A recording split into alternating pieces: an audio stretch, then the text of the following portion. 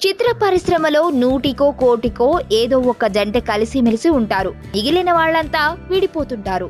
తాజాగా మరో జంట కూడా విడాకుల బాట పడుతున్నారనే ప్రచారం ఇండస్ట్రీలో వినిపిస్తోంది. వాళ్ళెవరూ కాదు, సూర్యకిరణ్ కళ్యాణి జంట. సత్యం సినిమాతో ఇండస్ట్రీకి దర్శకుడిగా పరిచయమయ్యాడు సూర్యకిరణ్. ఆ తర్వాత ధనా 51 చేశాడు. కానీ అది డిజాస్టర్ గా నిలిచింది. ఇక కళ్యాణి కూడా తెలుగు ఇండస్ట్రీకి బాగా పరిచయమైన పేరే. దాదాపు 25 సినిమాల్లో నటించింది ఈమె. జగపతి బాబు, వెంకటేష్, రవితేజ లాంటి హీరోలతో నటించింది. కళ్యాణి దర్శకుడు సూర్యకిరణ్ ను ప్రేమించి పెళ్లి చేసుకుంది.